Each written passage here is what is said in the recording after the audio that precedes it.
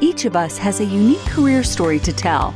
For some, these fly high like rocket launches. For others, they're more like the game of chutes and ladders, with advances and setbacks along the way. Either way, we learn countless lessons from these experiences. And that's what we put into the spotlight here at Career Sessions Career Lessons. Join discussions featuring a variety of guests sharing their stories of ups and downs, as well as the secrets of their success and what drives them to continue moving forward. We break down the tools and resources that will help you establish your dream career and realize your professional goals.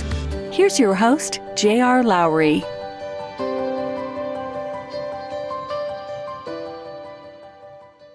Hi, this is J.R. Lowry, and welcome to Career Sessions. Today, my guest is Andrew Hecker, who I met when we were seated next to each other in our first year of business school. Andrew is the CEO of Concept Machine Tool, which he's led for the past 18 months. Andrew started his career in a rotational program at Arvin Industries, a manufacturer of automotive parts in Columbus, Indiana. Following business school, he spent several years in the newspaper business working for Knight Ridder in Southern California. He then returned to Arvin with assignments in Paris, Manchester, England, and Knoxville, Tennessee. He went on to Valspar, where he worked in a variety of roles in Pittsburgh, Zurich, and Minneapolis. Prior to taking his current role, Andrew led commercial and corporate development for Lord Corporation in the Research Triangle Park area of North Carolina, where he engineered Lord's ultimate sale in 2019. Andrew is a member of the Board of Trustees at Dunwoody College of Technology, and he's also a board member for a startup called ABV and a volunteer in the Boy Scouts. He earned his bachelor's degree in economics and philosophy from Wabash College and his MBA from Harvard Business School. He and his wife, Carrie, live in the Minneapolis area and are the parents of 3 boys. Andrew, welcome. Great to have you as a guest on the show. Thanks, JR. Looking forward to the conversation. Let's start with one of my favorite Andrew Hecker stories. So tell the audience about the time that you were held hostage by your employees. Yeah, it's great to be here, JR. Thanks for inviting me. So that was a story. I had gone overseas working in France. My job was a plant manager first, and then as a director of operations. We were going through the 35-hour work week negotiation. So there were some discussions with the unions that were happening, and we had this was a blow up over nothing, right? But ended up with a hostage story. So had a negotiation scheduled for 2 p.m. on a Friday. Earlier the day, the head of the union said we're going to cancel that discussion, and then came back at 4 p.m. and said we need to meet today. And I said, well, you canceled the meeting at 2, so we'll meet on Monday. And he says, well, you're not leaving until we meet. So it then became sort of a standoff. And I said, well, okay. And I was in the HR director's office at the time, and we ended up staying in there till about 11 o'clock at night. Called the French consulate, the French consul, right? That for the prefecture, the préfet, who does all of the work to handle situations like this. And eventually cooler heads prevailed, and I went home very late to a dinner party. So we were having friends over, and that's they still remember that time that I showed up close to midnight, late for the party. I'm sure they do, and probably half of them even believe the story is true.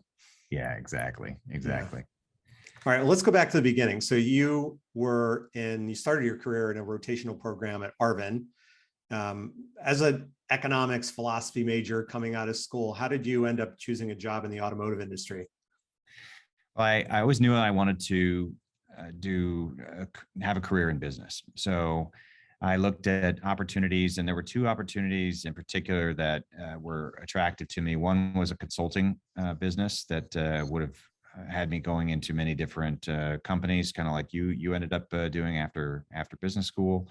The other one was this manufacturing business, Arvin Industries, that was looking to train general managers. And so they had a rotational program, and they would sponsor you for business school. So they had, I was probably the 10th, 12th, 15th person that was in that program. And many of the people had gone to top flight business schools and had been through a rotational program. And then the idea was you go through rotation, you go through business school, and then you get placed as a general manager. So that sounded very attractive to me. And company was based in Indiana.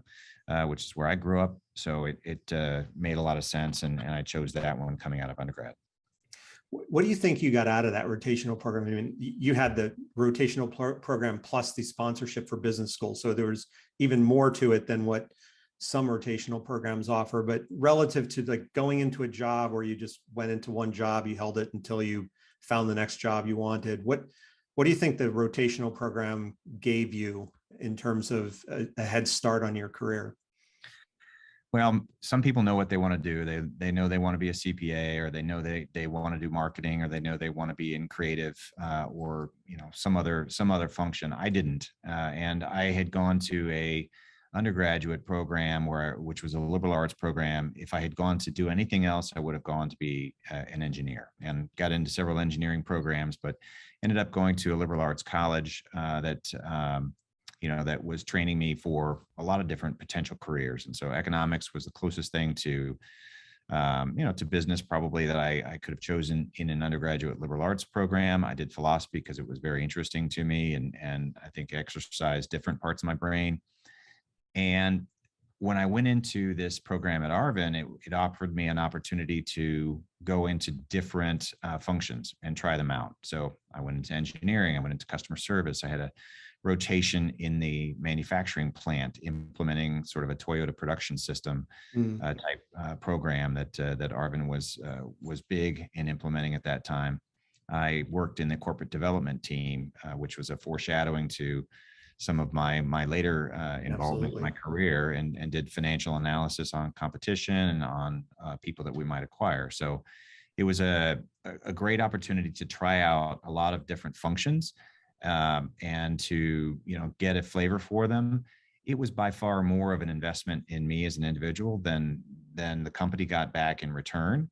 But I was able to do, in each one of those assignments, I was able to do something meaningful that was providing real value to the company. So those programs aren't as common as they once were. But I think for companies that are looking at maybe a demographic issue that with the aging workforce or something like that, and they're saying, hey, we really need people in XYZ function. It could even be done within a certain function in a company to populate young people, give them an opportunity to experience different parts of that function or different parts of the company, and then have them choose which one is the best fit. And it's a way of jumpstarting a little bit of the talent pool. Yeah. And having people get experience. Once you have experience in different areas of the company, you kind of understand how the other function works, and it makes you more effective in whatever function you're in at the time. Yeah, I mean, I've seen those programs work really well. I've also seen them where the people who are in them bail out on them partway through, which is never good. And where the company, when you get to the end of the rotation program, doesn't necessarily have a role for you, which is also not good. You had sort of a defined time, and then the expectation was that you would go off to business school. Not too different from going to work for a consulting firm, where the expectation is that you go off to business school after a few years.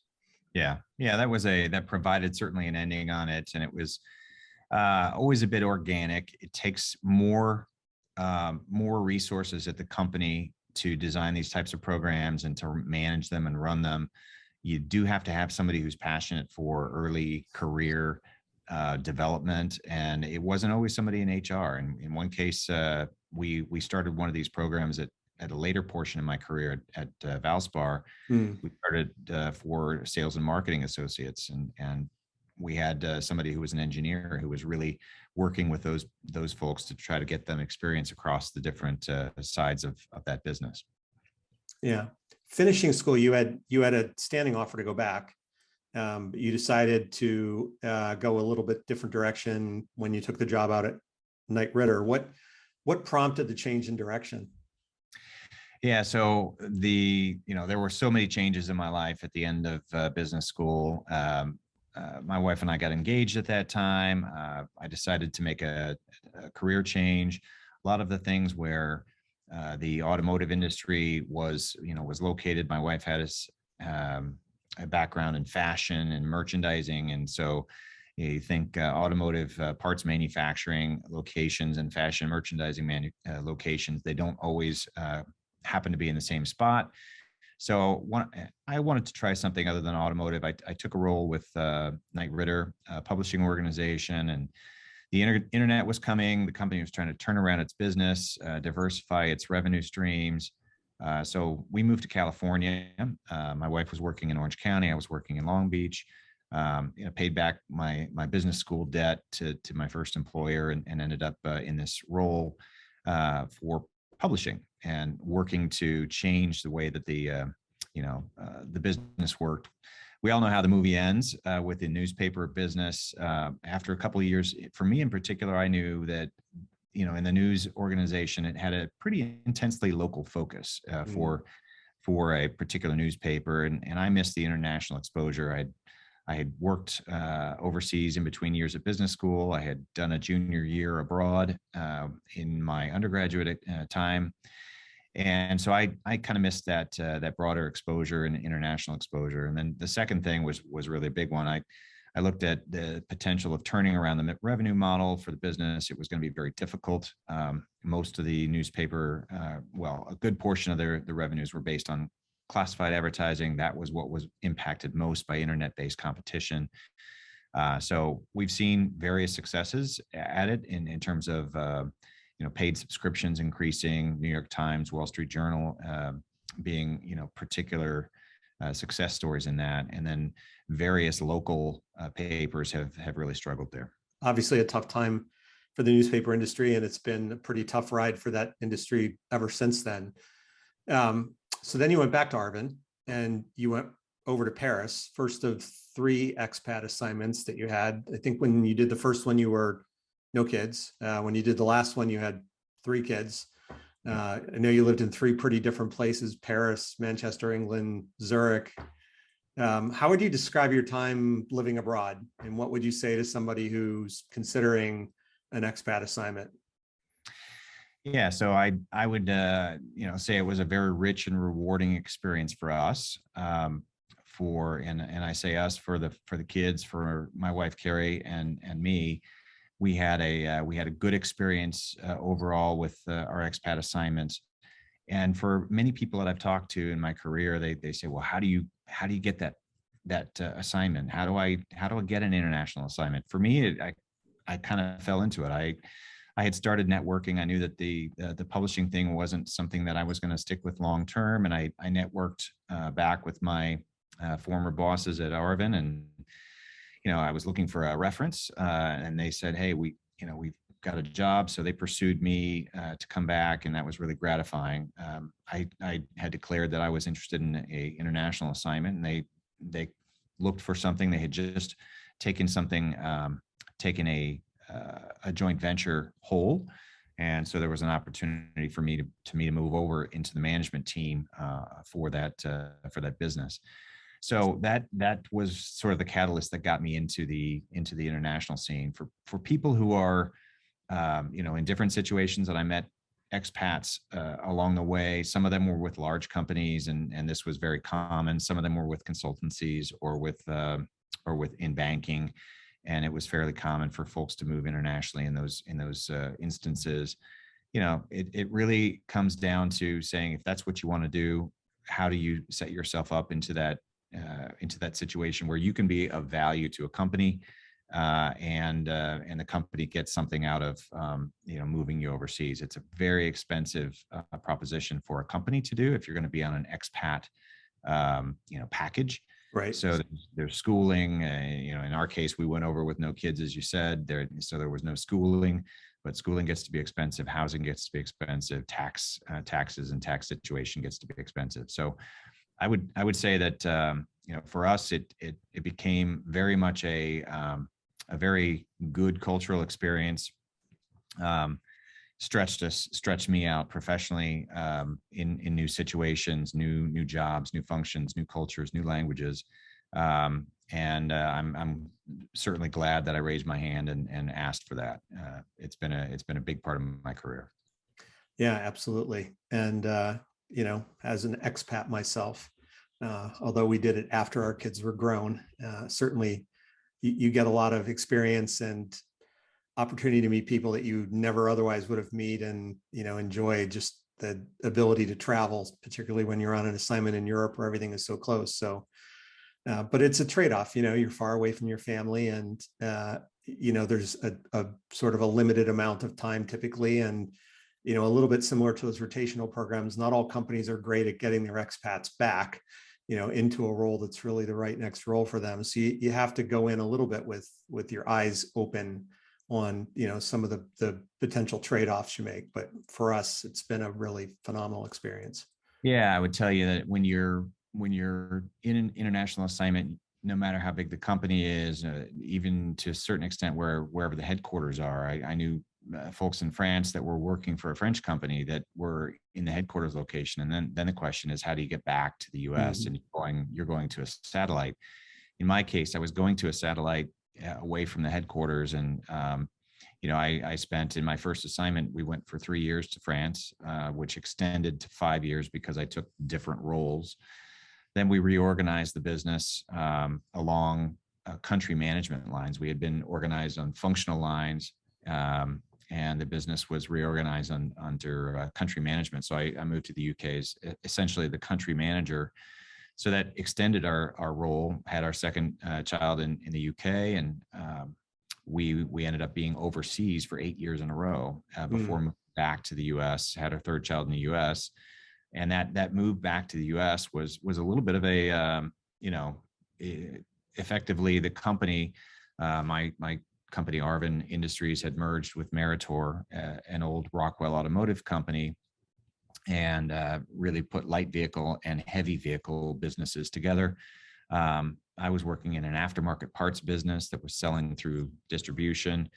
The aftermarket parts business was about $1 billion in revenue out of $7.5 billion total for the company, and the $1 billion in revenue got put up for sale. So so I moved back to the U.S. effectively with my company, or my division, which was part of a sale process. And so I ran a business that was undergoing a sale.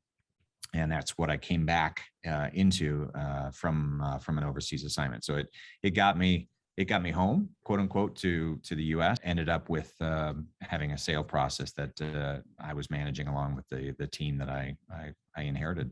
Yeah. So you came back to basically to sell off that division, and at the end of it, you were out of a job, which is always a unique situation in its own way. I've had several other friends who've gone through that process, and a lot of them, despite the fact that they ended up without a job at the end of it, still feel like it was a good experience because they learned a lot about M&A from the perspective of the company that's being sold. And so, and they've kind of used that later on in their career. Is your experience the same? I mean, was it something that you felt like was a good experience despite, the outcome? Yeah, I would say that it's not something that you would say, yeah, let me go do that just so I can bolster my experience. But having done it, there were so many learnings from it, right? So I was managing a team that was going through a great period of uncertainty, and I came in knowing the business was for sale. The team I was working with and managing, this was happening to them. They didn't have choices in it. They had families and schools and careers going on, and we were going through a sale process. The process actually ended up lasting for a little while. And so there was some stress of managing that. There was this, manage the customers and the team through all of that, and then position the business for sale in the best way possible. So I did learn quite a bit. Actually, we were going through that sale process, let's see, in 2006, 2007, and Lehman Brothers was our bank. So this was pre-2008, obviously. So it was a interesting process to go through that. We sold to a independent owner operator who didn't have need for me. It wasn't sure whether there'd be a need for me in this business going forward, until we got down to knowing who we were going to sell to, and I realized that there was probably not going to be something for me, which was fine. And then for my team, it was a question of how many of those folks would be needed, and I think fewer of them were needed than I had hoped, or than certainly some of them had hoped. But it turned out to be a pretty good learning process for me. Yeah, you had a pretty thorough job search, I remember, after that, before you ended up at Valspar. How did you think about the decision, the options and the decision ultimately to go there? Yeah, I looked at manufacturing, and I had been in manufacturing, had done quite a lot of lean manufacturing and different roles. I'd been a plant manager, a director of operations, and then I got into general management and more on the commercial side as a general manager. Um, and I was looking at what type of situation would be great. The automotive business, had gone through, especially in some of that time frame, it was really all about cost down, and there was a lot of pressure on, being the low cost producer, and not a whole lot of innovation going on, frankly. I liked the idea of different industries, and was looking at, taking the general management part of my background and applying it in different areas. Valspar came along as a company that was about a $3 billion company when I joined them, similar in size to the Arvin that I had joined, global business. They had a global business unit that they needed. So it was automotive refinish paint. So I was making auto parts, selling through distribution. They were making automotive paint, selling through distribution, slightly different channel, very different technologies, but similar dynamics going on, and they needed somebody to manage that global business. So it was a good fit. They also wanted bench strength for future general management roles. So I joined Valspar, and immediately into a global role. And that led me, after really 18 months in that role, to different businesses, packaging coatings, industrial coatings, and other areas within Valspar. So it's a good move. Yeah, and I know you did time in Pittsburgh and Zurich, and then you ended up at the headquarters in Minneapolis. You've worked for a few companies that are very far flung. How do you sort of think about the trade-offs between being at the headquarters and being, out in a location where you're kind of the boss? Yeah. So you mentioned Zurich. I was leading the Europe, Middle East, Africa, India business, and I was definitely in the region, but I had 6 or 7 bosses. I had the leader of the industrial business, the leader of the decorative or architectural coatings business, leader of the packaging business. So all of these different global business leaders. I had a portion of that P&L when I was running the European business. So I was on my own. I was running a business that had 7 plants, I think, across Europe. But everything, none of the businesses were majority based in Europe. So they were all a minority for some U.S. based business. So. Then coming back into the headquarters, it was very much, okay, this is where some of the decisions get made. This is where some of the technology development happens. We did have technology development in Europe, but it wasn't, in certain businesses, wasn't as well resourced as it was for the headquarters. I think getting into the headquarters, you do have a better idea of, okay, here's how the decisions get made. This is where most of the senior leadership is based. Not all senior leadership, but most of the division leaders were based in Minneapolis, which was where Valspar was headquartered. So no big takeaways from being in the region. I guess in the region, you're a little bit more independent, but you have to work harder at staying in touch with what's going on in headquarters. You have to have, keep tabs on what's happening there, because you don't see people in the hallway. You're not hearing the oh, by the way, so-and-so left, or by the way, so-and-so joined, and by the way, so-and-so got more responsibility, or this organization change happened. So you had to do a little bit harder. You had to work a little bit harder in a regional role to stay in touch with some of those changes that were happening at the headquarters. But I enjoyed both areas greatly, and the headquarters roles. It's more about, hey, figuring out how do I make the most impact, and I guess there's maybe a little bit more opportunity to figure out what your next role might look like. When I was over here in London the first time, I was over here for like 2.5 years. I think I went back to Boston at least 20 times, maybe 25 in that 2.5 year period. So pretty regularly. And even with that level of regularity, being back at our headquarters location, I still felt disconnected from a lot of what was going on there. And it's just, to your point, it's harder to stay connected and plugged in when you're out off in some place. You trade that off against the day-to-day autonomy that you have. And it is a trade-off. Right. You did a lot of M&A work in your later role at Valspar. M&A is one of these areas that people are dying to get experience in. What advice would you have for somebody who wants to get that M&A experience? For me, it became something that I was in a role that I was responsible for strategy and for the markets that we were in an industrial sense. I had been in Europe as the general manager, so I'd come back, and you said, when you're coming back from an expat assignment, sometimes you're looking at what role do you get into, and so I came back into a functional role and it included strategy. But I had been in Europe looking at what potential M&A targets would we have. And so that was a part of my job.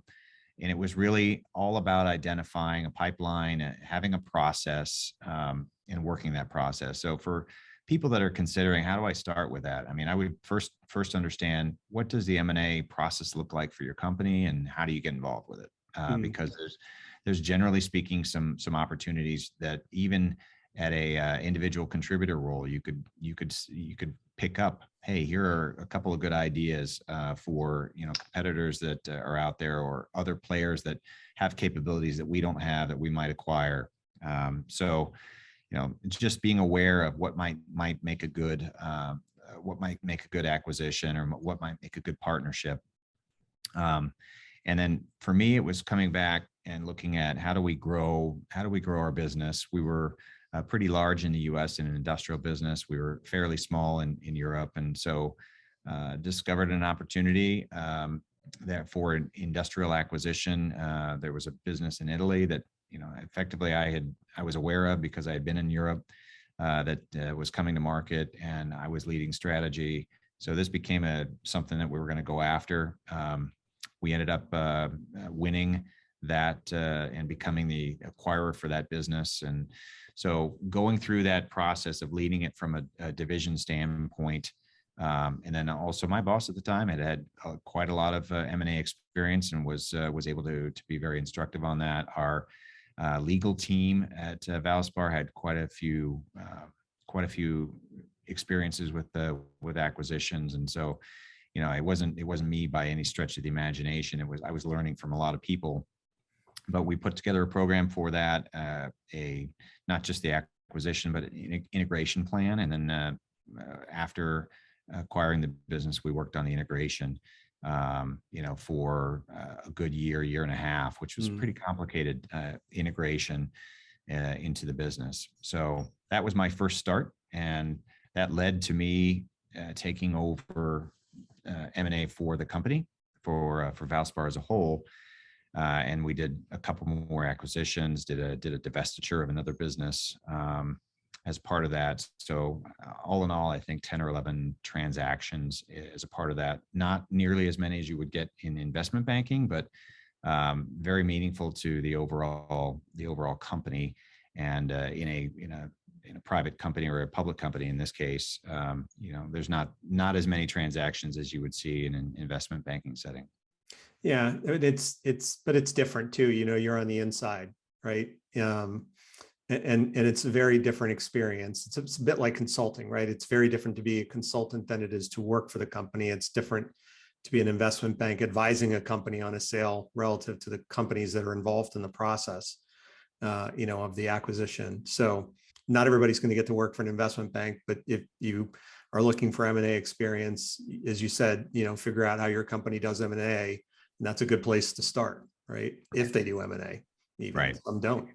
Yeah, some of them don't, and some of them they say, "Hey, that's not your job, so don't worry about it." But my experience is, if you hold your hand up and ask for those opportunities, or show interest, or go above and beyond your current role, nobody's going to say, "Hey, you're a financial analyst, ignore your financial analyst responsibilities and spend all your time on M&A. That's not going to work. But if you are performing well in your analyst capabilities and you can offer some extra help to the M&A team, I think that is something that would be appreciated and would be enriching for the individual.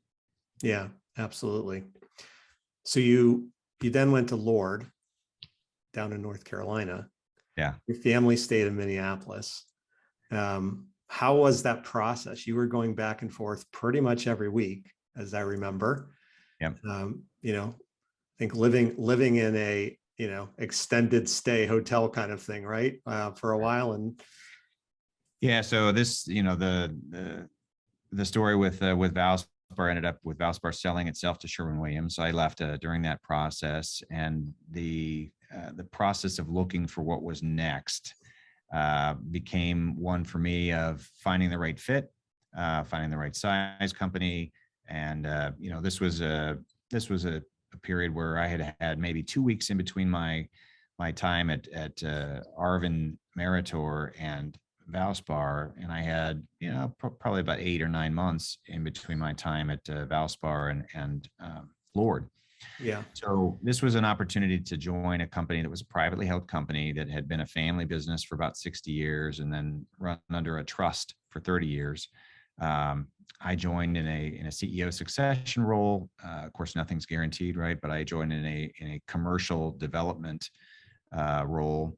And I joined at a really interesting time for the company. It was a business that was super well developed from a technology standpoint, great technical minds, a lot of patents, a lot of technology development, a lot of innovation.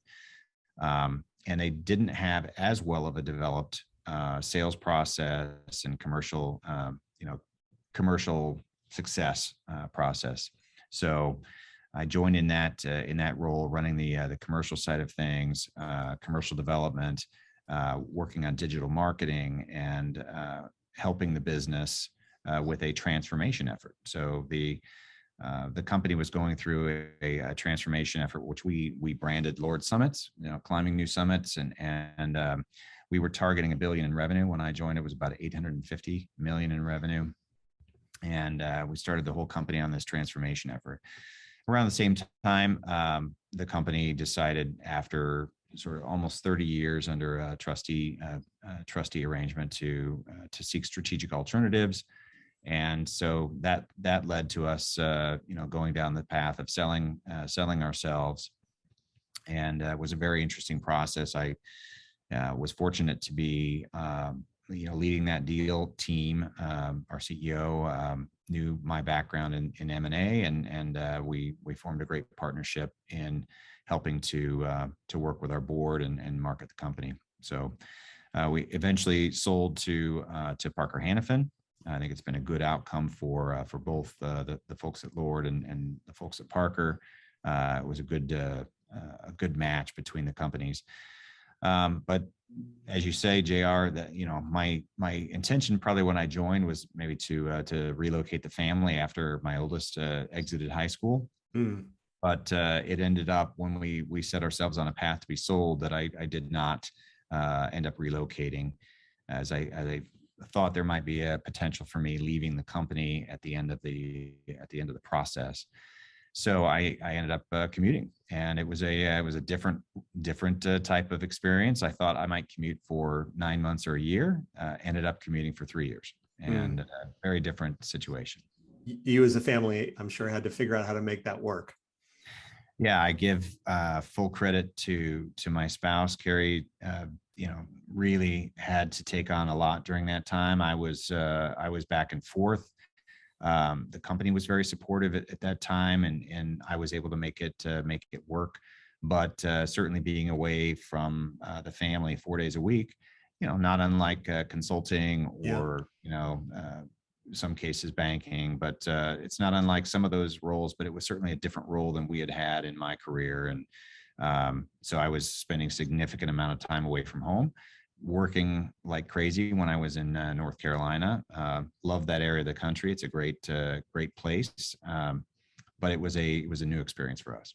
Yeah. And hard. I mean, I think I've had to counsel people, who are contemplating it. I've had people who've asked whether they can commute in, and I'm always, very quick to say to them, like, make sure you really know what you're getting yourself into. It's like getting on a plane every Sunday or early on a Monday, it can get old. And, you have to really have an extra level of passion for what you're doing, to not get worn down by that.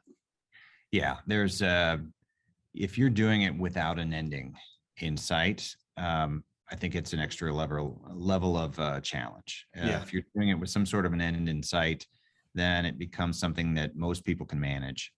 I certainly had, when I was doing my job search, I had other job opportunities that came up before the Lord opportunity, and I knew that I wanted to get my eldest, who had, we moved 11 times, and I think he had moved 7 times as a kid, and I wanted to get him through high school.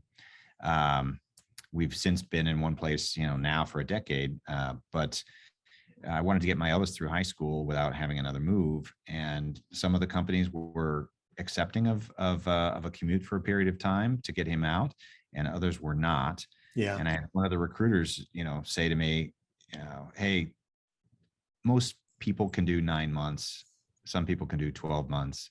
The number of people that can do more than 12 months of commuting is very few. And so, as a recruiter, they advise their clients against having people do a commute for more than 12 months because stuff happens. A spouse gets sick of the travel, the worker who's traveling gets sick of the travel. There's issues with medical, there's issues with job performance, what have you. So right. What I learned about that in my, for myself was it developed a lot of muscles that I was able to exercise, working independently, working hard when I was in North Carolina, making sure I connected as much as I could with folks that were there. And then I did a little bit more deep work on typically a Friday when I would be not having in-person meetings. And this was before Zoom and Teams and other technologies became more commonplace, but I would do more of my deep work on those days when I was not traveling. And so it worked for me. I found out I could do it. I think I could do it again. It does have a high cost. It's not that I would never do it again, but it's just, I know that I did it and I can do it. But you're right. It's not for everybody. Yeah. Talk about what you're doing now. I want to make sure we get to that before we run out of time. You're in a much smaller situation. You sort of purposely shifted into something where you had the opportunity to really help a company grow from a relatively small base, right? Yeah. So I've switched, and I had always wanted to do private equity based businesses, looking at smaller businesses that are owned by private equity fund and leading the business as a CEO. So I had looked at opportunities when I was joining the Lord. Nothing was evident at that time, and an opportunity came up this time to lead a business. So I'm leading a distribution business based in Minneapolis. So not as much travel. We're in about 9 states in the upper Midwest, and we distribute machine tools, metrology, additive manufacturing equipment, and then we have services that support all of those. So it was an opportunity for me to get back into a general management role, work in a business where I could really pull all of the levers that needed to be pulled. As you say, focuses on growth. So we're looking at organic growth, but also growth through mergers and acquisitions. And that's an area where I feel like I can help the business out as well. So it was a good fit for me. And, I'm having a ball, built out a team here. We're performing well. And what's next is we'll see. I've got several acquisitions in the works. Nothing that's public or to announce here, but watch this space. And then as most private equity opportunities present themselves, then there'll be a sale, and I'll look to carry on with this with probably a new owner and keep rolling on forward and see what the next challenge is down the road after that. Awesome. So looking back over, the whole of this, time that you've spent in Arvin and Knight Ridder and back to Arvin and Valspar and Lord, and now where you are at Concept, what overall takeaways would you offer to people who are listening, just in terms of, how to think about their career opportunities and, some of the things you've learned along the way that really stick the most with you? Yeah, I think you've asked some of this, was it intentional? Was it opportunistic? And I would say it was a little bit of both. For me, it's kind of like if you're searching for a house as an expat coming back to the US, I've bought, I think, 2 or 3 houses where you have to look at what houses are on the market during the week that you happen to be house hunting. And you don't have months and months to do it. You have to come back to the US, you have a week, you pick a house and you move, right?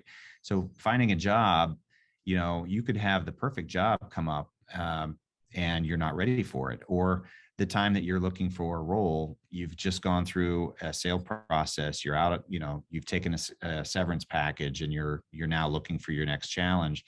That perfect role doesn't present itself right then, right? It might be 4 months down the line. It might be next week. So there's certainly some intentionality about how do you create those paths, which paths would be, most useful to you. And I went through some guidance with a firm here in Minneapolis, looking at how do you create several different paths that you would be happy with, right? And that would be fulfilling for you.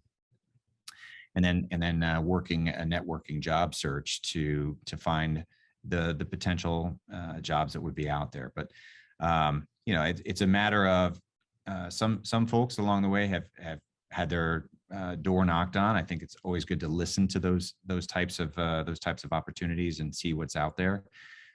Sometimes you may intentionally go out and seek something out. But it's just finding what do you think is right for you at the next point in your career? What works for you and your family?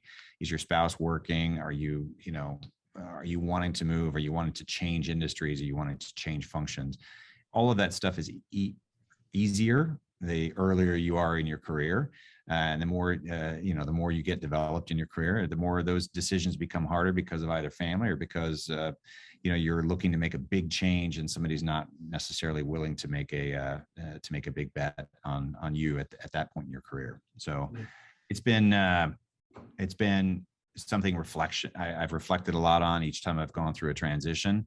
And I found, I think what was looking back, it's been a very rich international rewarding experience in this latest role. A ton of fun, working in a very different environment, gone from public companies to a large private company to a smaller private equity owned business. So that worked for me because I seek out variety, and it might not work for everybody else, but everybody's got to find their own path. Yeah, absolutely. Any final thoughts to share?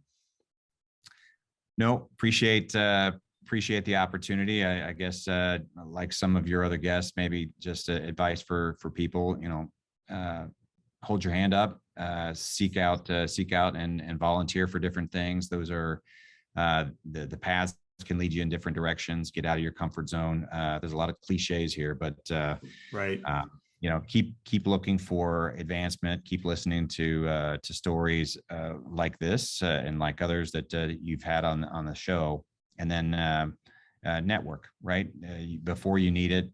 Make sure you're asking folks that might be more advanced in their careers that you admire. What can you do to advance your own career? How could you change yourself, change the way that you work, change the way that you're perceived, so that you can advance or you can achieve your own professional goals that they might not be advancement, but you could achieve your goals.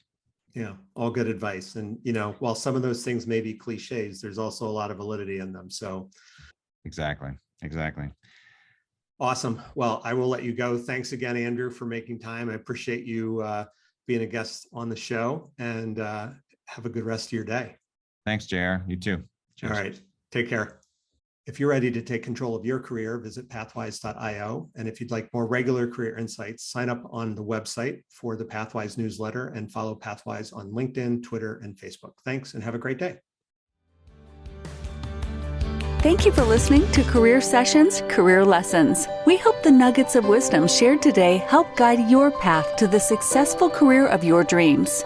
This podcast series is part of Pathwise.io, which is here to help you live the career you want. We provide a comprehensive mix of career and professional development events, insights, tools, and exercises backed by a group of leading coaches and other career management experts. If you aspire to something more or just something different in your career, join us at Pathwise.io.